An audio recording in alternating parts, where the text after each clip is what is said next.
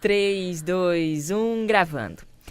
Começando mais um Contra a Cultura, mais um episódio, o Evangelho Clama pelo Diferente, 11º episódio dessa nossa temporada de 13 episódios, finalmente Jesus. E você que nos assiste, tá vendo aí que a gente tá num lugar meio diferente, um pouquinho menor. Claustrofóbico. Colocaram a gente dentro da caixa, Bianca. Colocaram hoje a gente dentro de porque uma eu acho caixa. que o Contra a Cultura vidro tá... nos separa, separa. Maiara Costa. É a prova de balas? É a prova de balas esse vidro. Nós estamos em uma das cabines de gravação aqui da Rádio Novo Tempo. Não estamos no estúdio de gravação. Cabines essas projetadas para uma pessoa, né? Para uma pessoa. Para uma pessoa. Mas aqui é igual o coração de Deus. Cabe muitas pessoas. Cabe muitas pessoas. Cabe o tava, mundo todo. A gente tava muito saidinho. É verdade. Resolveram nos trancar. Mas o Daniel preparou esse cantinho muito especial aqui pra gente, porque o nosso estúdio principal está em reforma, tá? Está ali em metanoia, está ali em renovação. E aí a gente veio gravar aqui em uma das cabines de gravação. Mas tá todo mundo bem, confortável, tudo certo. É só esse vidro que nos separa. Mas nos enxergamos aqui, estamos nos vendo, estamos. Eu e o Isaac também, tá tudo certo. Você tá acompanhando aí. Muito obrigada pela sua participação de sempre. 11º episódio e o nome deste episódio é... 666. Mas não é número, é meia mesmo, essa que a gente coloca no pé. É isso, Isaac? 666? É. Como assim, Isaac? É pra cobrir o pé de moleque, né? Ainda nesse frio, né? Você que tá acompanhando a gente, hoje, no dia desta gravação, está frio aqui em Jacareí. Graças a God. E meia é bom, né? Meia esquenta nosso pé. Jacareí tem o frio de Campos do Jordão sem sua beleza. Ah, isso é. Maiara Costa, que adora Campos do Eu Jordão. adoro Campos do Jordão. Adora um chocolate Nascida quente. e criada. Até conhecer outros lugares. Vamos lá, gente. 666, como assim? Eu já trouxe esse título de episódio pra gente desmistificar um negócio. Aliás, você veio prometendo uma coisa aí. Faz tempo que a gente gravou, é então pra não lembro falar nada. sobre o selo, é pra falar se existe o tal do chip na testa, na mão, aí eu vou querer saber. Não é um chip, é um código de barras. Eu acho que o chip é fandango, porque aquele negócio é de Satanás. Ai, meu pai, é mesmo. Cheira mal. Não, cheira aquilo. inferno e enxofre. Cheira meia chulezenta. É verdade. Cheira Ó, meia. tudo se encaixa. 666, aquele Cheira fandango meia. do inferno. Então, o que a gente precisa desmistificar já no começo desse episódio é que o número da besta, que é número de homem, não é 666. Ah, não? Não. Qual que é, Maiara? O número é 666. É o número 666, não é 666. Então, muitas vezes a gente sai procurando padrões de 666. E aí tudo tem 666, não, isso aqui é o número da besta. Mas não, é um número inteiro ali. Ou pelo menos uma divisão de 3 números. 666, né? Então, esse padrão de número, ele vai ser bem importante a gente entender ele dessa forma para encontrá-lo no Antigo Testamento, porque uma coisa que a gente sempre precisa reforçar, a Bíblia é intérprete dela mesma. Então, a gente não interpreta a Bíblia com jornal, com dicionário de língua portuguesa, a gente interpreta a Bíblia com o próprio texto bíblico, especialmente aqui no caso de João, com o Antigo Testamento, né? Então a gente vem fazendo aí vários dos episódios, a gente até é um pouco repetitivo, mas para firmar isso na cabeça, né, de que a gente precisa voltar o tempo todo para o Antigo Testamento para encontrar os padrões das linguagens e dos símbolos que João está utilizando aqui dentro da sua linguagem profética, né? Então, 666, Mayara. Hoje aqui no 11º episódio, 666, a gente vai descobrir o sinal que identifica o povo de Deus, o que é o selo de Deus, o que é a marca da besta, né? Que são coisas assim meio assustadoras, mistérios. Opa, acho que chegou a mensagem aqui. Mande mensagem pra nós, continue participando aí. Não, brincadeira, porque isso aqui é gravado e foi desleixo da Bianca mesmo. Não deu pra segurar aqui o barulhinho. Chegou mensagem. Bianca. Ontem foi aniversário da Maiara. Então você que tá assistindo esse episódio agora, já faz umas 3 semanas que foi aniversário dela. Mas coloca aí nos comentários do YouTube. Parabéns, Maiara, gênia. A celebração é o ano inteiro. É verdade, eu esqueci no comecinho desse episódio. Não tem problema, de celebrar a vida aí de Maiara Costa, que está fazendo mais um ano de vida, completando mais um ano de vida. Graças a Deus. Parabéns, viu, Maiara? Que Deus continue te dando muita vida, muita saúde. Você é importantíssima máxima aqui pro Contra a Cultura e, é claro, para todos que estão à sua volta. É um privilégio pra gente, viu? Eu que agradeço. Muito. Maiara, que não é 666. Não. Né, Maiara? Né, você que é o quê? 777? Nossa, se for 777, tá ótimo, né? É uma gênia, né? Gênios. Então tá bom. Hoje aqui, ó, nesse episódio, a gente vai falar um pouquinho mais sobre a falsa adoração. Inclusive, a gente falou sobre a verdadeira adoração no 8º episódio, né? Adore ao Deus Criador, o que é a glória de Deus, a doxa, né? Que a Maiara colocou aqui e tal.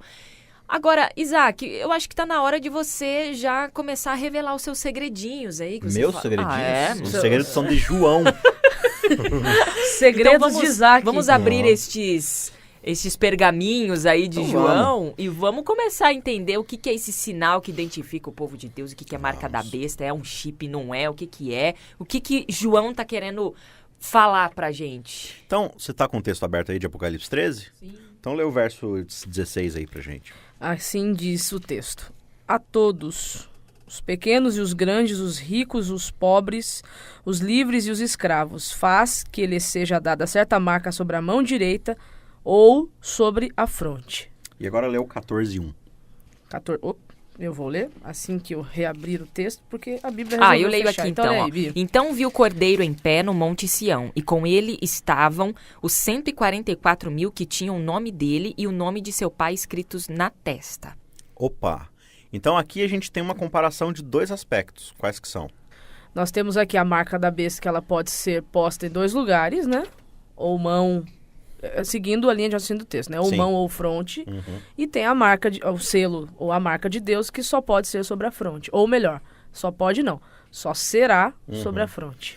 Então a gente tem aqui essa comparação de dois aspectos. O aspecto de Deus, do Cordeiro, né? E o aspecto da besta, que é o dragão, que é Satanás. A gente viu nos episódios passados, né, especialmente no último, essa contrafação que Satanás está tentando fazer o tempo todo. Então a gente falou sobre a trindade satânica, né? Como é que o dragão, Satanás, ele tenta imitar o próprio Deus como pai, e ele envia seu representante humano aqui na Terra, que é para ser uma contrafação de Jesus, que dá poder à contrafação do Espírito Santo, né? E até faz uma espécie de Pentecostes ali, né? Descendo fogo e dando autoridade para grandes sinais e realizar maravilhas sinais e tudo coisas. mais. Então o tempo todo, Satanás está tentando imitar a Deus e fazendo uma contrafação, mas para dizer que ele tem autoridade, né? Que sempre foi o desejo dele, ter autoridade divina, né? Eu queria só levantar um padrão aqui para ficar mais claro pra gente. Lê, fazendo favor, volta pro 13, Apocalipse capítulo 13, verso 15. 15. Ele foi dado comunicar fôlego à imagem da besta, para que não só a imagem falasse, como ainda fizesse morrer quantos não adorassem a imagem da besta. Olha aí, então o que está acontecendo aqui? Ele está mandando adorar uma divindade que ele estabeleceu. Qual que é o primeiro mandamento? Não terás outros deuses diante de mim. Por outro lado, lê o verso 14 aí também. Seduz os que habitam sobre a terra por causa dos sinais que lhe foi dado executar diante da besta, dizendo aos que habitam sobre a terra que façam uma imagem à besta, aquela que ferida a espada sobreviveu. Qual que é o segundo mandamento? Não farás imagem, né, de escultura. Então, o dragão que está fazendo o quê? Ele levanta uma imagem, manda adorá-la, representando uma outra divindade. Então já quebrou os 2 primeiros mandamentos aqui. Então vamos para o terceiro agora, então. Versos 5 e 6. De Apocalipse 13. 13, 5 e 6. Bia, lê na sua aí. Então foi permitido à besta falar grandes blasfêmias e lhe foi dada autoridade para fazer o que quisesse durante 42 meses.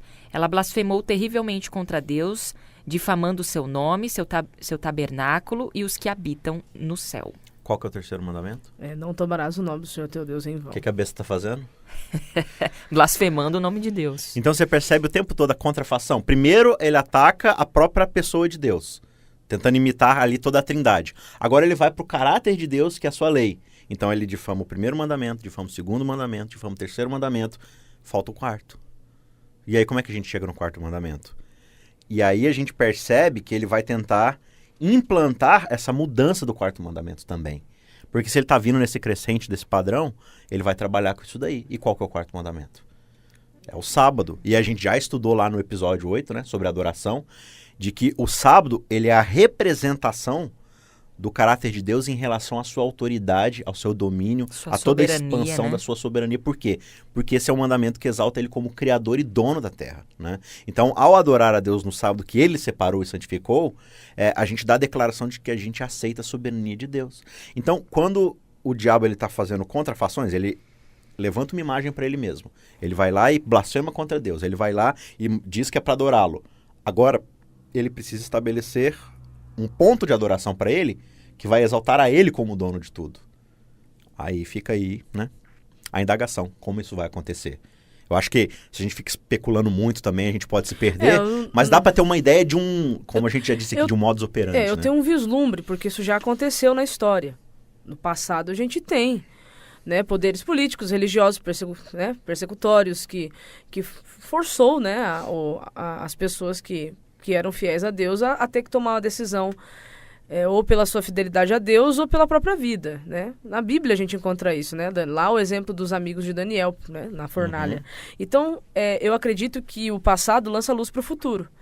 Por mais que a gente não saiba com todos os detalhes como isso será possível, a Bíblia mostra para nós que já aconteceu e pode acontecer de novo, porque é o que João tá dando a entender aqui no texto do Apocalipse 13.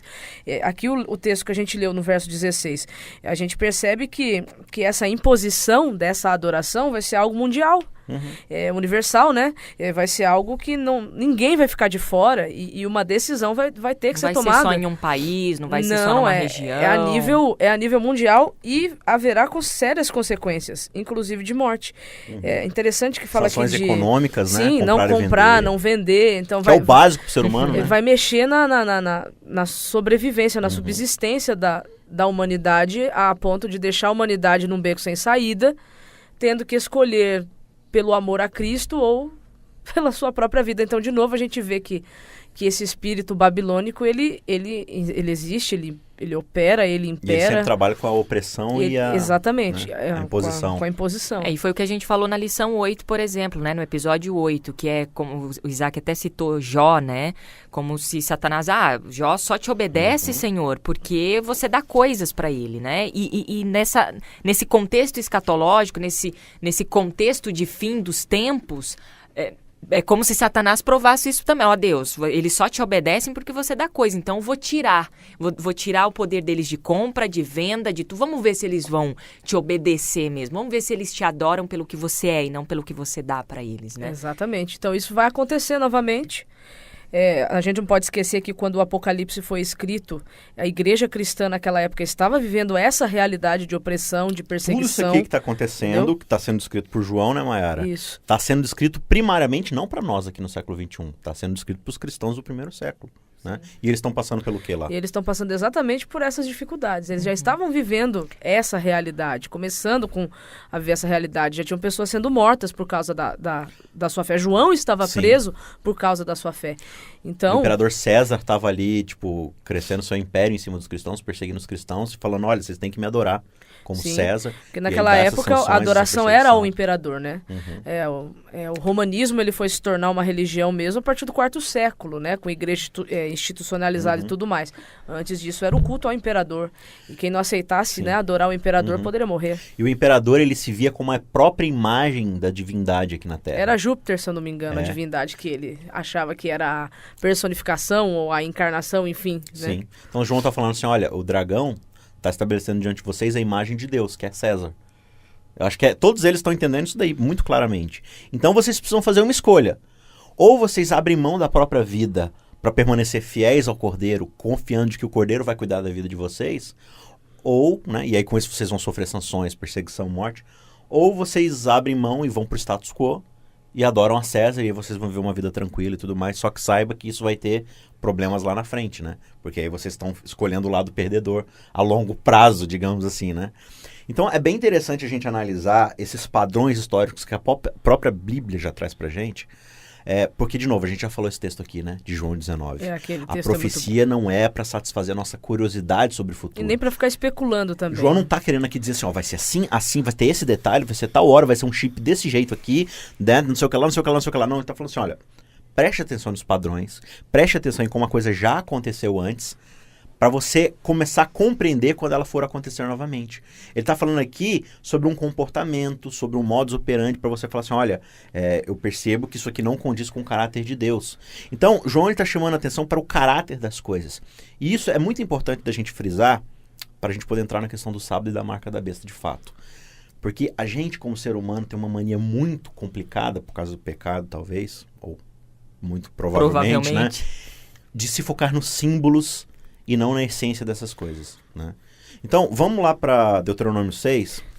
Eu ia perguntar se você ia explicar de onde é que João tirou isso, mas né? Mas se eu não tirasse, você ia tirar, Mayara. Você é uma xênia. Estava Xênios. Você já estava com o dedinho aí no capítulo 6, fala a verdade. Deuteronômio 6. Verso 4. Verso 4. Posso ler aqui? Pode ler. Ouça, ó Israel, o Senhor nosso Deus, o Senhor é único. Ame o Senhor, seu Deus, de todo o seu coração, de toda a sua alma e de toda a sua força. Guarde sempre no coração as palavras que hoje lhe dou. Continua? Vai continuar, mas só te explicar então. Essa frase aí que você leu é conhecido pelo povo de Israel como... Shema. O que significa Shema? Ouve. É para você ouvir o quê? E aí ele diz as palavras. Essa é uma oração, inclusive, Ame que o é Senhor, feita... seu Deus, de todo o seu feita coração. até hoje pelo judeu que é mais ortodoxo. É a oração mais famosa do Essa judeu. é a oração que mantém até hoje. É uma oração que eles fazem de manhã, de tarde, de noite. É para sempre lembrar que Deus só existe um. É porque essa oração, ela não é simplesmente uma oração decorada. Ela é um mandamento. Ouve, Israel. É para você ouvir o quê? O Senhor, nosso Deus, é o único Senhor. E aí, continua lendo então. Verso 7, que eu parei aqui. Repita-as com frequência, né? Adore o Senhor nosso Deus é o único Senhor. Repita-as com frequência seus filhos. Converse a respeito delas quando estiver em casa e quando estiver caminhando, quando se deitar e quando se levantar. Amarre-as as mãos. Amarre-as as mãos e prenda-as à testa. Opa! Repete, por favor, Bianca. Amarre-as as mãos e prenda-as à testa como lembrança. Olha, é pra fazer o quê? Pra chamar? Com as palavras do Senhor, amarra na mão e na testa. Aqui no meu diz assim, né? Na minha versão diz assim, que a gente tem que atar como sinal na mão e na fronte. Como o quê? Sinal. Então veja, o que é a essência dessa oração? O Senhor, nosso Deus, é o único Senhor. Só existe um Deus, e esse Deus é Jeová. E é pra você amá-lo com todo o teu coração, toda a tua força, toda a tua alma, todo o teu entendimento. Adoração. Isso é adoração. Tá, então vocês estão querendo dizer que esse sinal, na verdade, ele não é externo, ele é interno. Interno.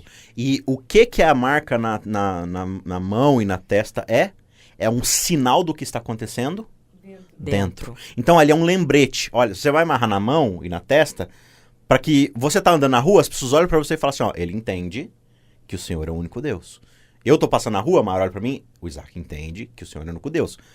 Só que isso é apenas um sinal, né? Da mesma forma como a minha aliança aqui, ela representa o quê? Não é um fim em si mesmo. O que essa aliança representa? Meu casamento.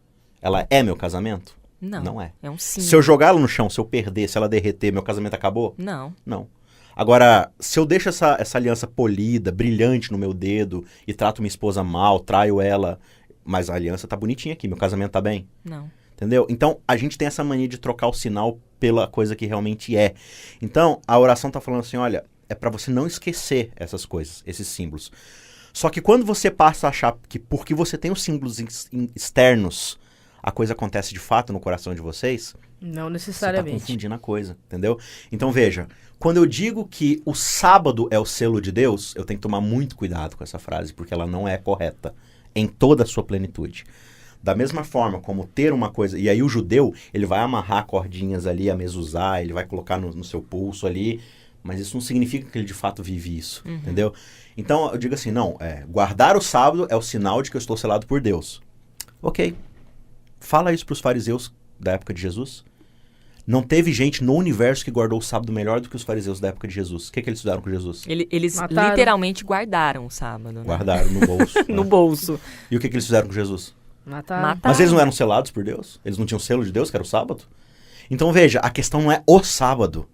Então a gente tem que ir aqui, e aí eu chamo vocês para irem para Efésios capítulo 1. Efésios. Tem o capítulo 4 também. Também. Dá para ler depois, Vamos ler os dois. Então vai você, Mayara, para o capítulo 4, e a Bianca vai para o capítulo 1, verso 13 e 14, Bianca. De Efésios? Isso, Efésios 1, 13 e 14.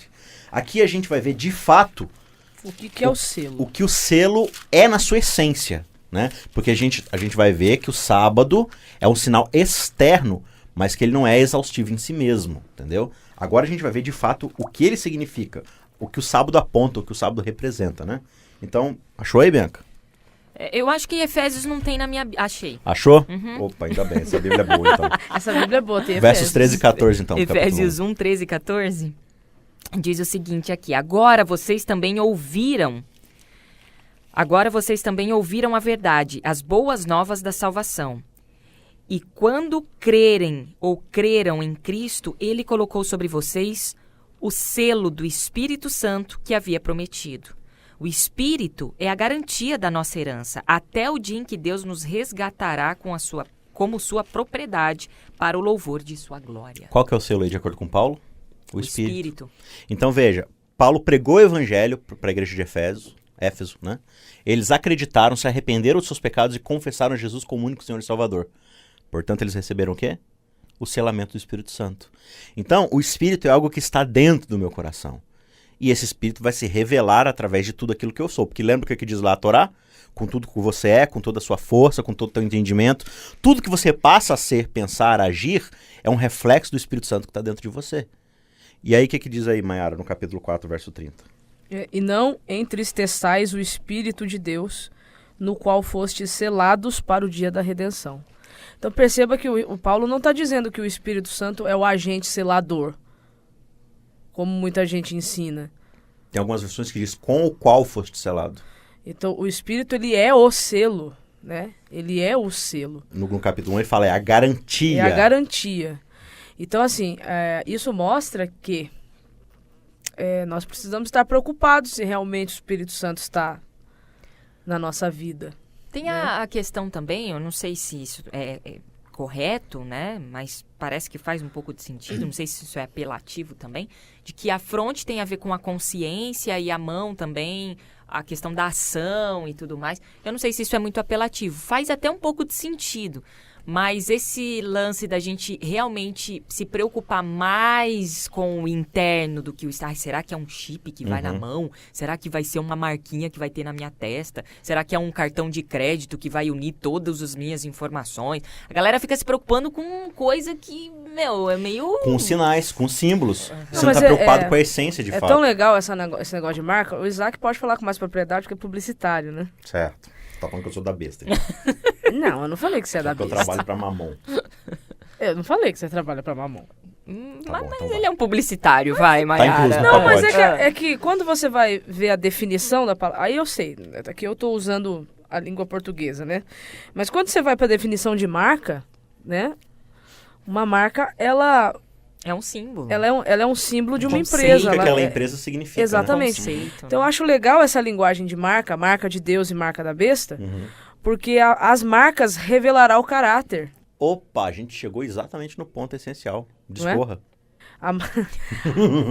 Olha, sem querer. É um insight. A marca vai revelar o caráter, né, de quem está por trás daquilo. Então, quando a gente está estudando sobre Babilônia, né, e fala da marca da besta, a gente vê que o objetivo da besta, que no caso é Satanás, né, ele usa ali os seus agentes, seus representantes, né, mas ele é, né, a gente vê qual é a intenção dele. A intenção dele sempre foi se colocar no lugar de Deus, e a Bíblia vem mostrando isso com muita clareza. Então, a marca registrada de Babilônia é esse estilo de vida aonde o homem é o centro do universo e não Deus. É o antropos, né? Está no centro. Ellen White, que a gente cita por algumas vezes aqui no Contra a Cultura, no nosso guia de estudo tem uma citação dela que confirma o que a gente está colocando aqui, né?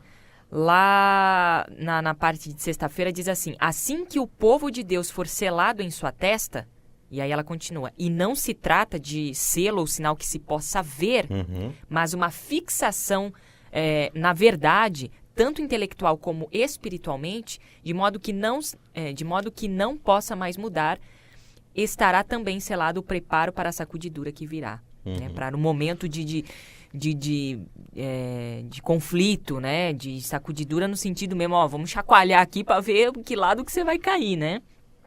Na verdade, ela já começou. A Ellen White continua. Os juízos de Deus estão agora sobre a terra, a fim de sabermos o que está vindo. Então, eu acho assim, muito interessante a gente entender o selo como sendo o Espírito Santo, porque quando você vai para o capítulo 7 do Apocalipse, que é o capítulo que vai falar do selamento, a gente percebe que Satanás não vai poder agir com toda a sua força, com toda a sua potência, com toda a sua... né, arregimentar tudo do jeito que ele gostaria. Por quê? Porque ainda o selamento vai estar acontecendo, ou seja, o Espírito Santo ainda vai estar trabalhando na vida das pessoas, tentando convencê-las, tentando convertê-las. Mas quando chegar o momento em que as pessoas não quiserem mais, aí os ventos, né, como está lá em Apocalipse 7, poderão ser soltos. Satanás vai poder agora realmente mostrar a sua cara, porque as decisões estão sendo tomadas, né? Agora veja, a gente está falando então que o sábado... Esquece o sábado, então. Não é importante, não tem nada a ver. De novo, a gente está falando de um sinal externo, né? E um sinal externo, ele pode descrever o que vem dentro do coração ou não. Então, eu gosto de ilustrar com a ideia do iceberg, né? Você tem aquela pontinha de gelo saindo da água, mas o que 90% do iceberg está embaixo da água e você não vê, né? Então, você achar, tem um pedrinho ali, você passa com o barco por cima, seu barco afunda, porque tem toda uma coisa embaixo. Então, veja, o sábado, ele vai ser tido como essa amostra, isso no final dos tempos, daqueles que entenderam que o sábado é a revelação do caráter de Deus. Só que guardar o sábado sem aceitar de fato o caráter de Deus a quem esse sábado representa, não é suficiente. Senão você pode ser um guardador de sábado que vai matar Jesus, entendeu? Então, da mesma forma como guardar o sábado não é garantia de que você está selado, guardar o domingo também não é garantia de que você está perdido, entendeu? Tudo vai depender do caráter de quem você emula. Às vezes a pessoa não entendeu aquela luz, né? E ela vai ter a oportunidade de fazer uma escolha ao lado de Deus. Então, o que a gente precisa entender é, só guardar o sábado, ir a uma igreja que eu julgo ser correta, isso não é garantia de que o Espírito Santo está no meu coração. O Espírito Santo só vem através de confissão, arrependimento e mudança de vida. Sacrifício. Tudo isso é ele que está operando. Você mencionou mão, testa, né? Fazendo aí uma inferência, né? Eu entendo assim, mão, conveniência. Fronte, convicção. No reino de Deus, ou você fica por convicção ou por convicção. Não existe ficar por conveniência. Muito bem, final de mais um episódio. Acho que deu pra gente esclarecer bastante coisa. Aprendi bastante coisas aqui. Bom também. Muito legal isso, né? Da gente sempre progredir através da palavra, né? Não existe plenitude de sabedoria. Não, agora eu já sei tudo, agora tá ótimo, agora eu só vou ensinar as pessoas. Não, toda vez que você abre a palavra, sempre tem mais aprendizado. Isso é muito, muito, muito bom. Muito bem, semana que vem tem mais, né? Tem mais. Isaac, você cumpriu sua promessa, você revelou aqui ainda não falamos de tudo, né? Mas vamos continuar. Tá terminando essa temporada, tá viu? acabando. Mas semana que vem estaremos aí no 12º episódio, dando continuidade a essa nossa série. Valeu, gente! Até a próxima!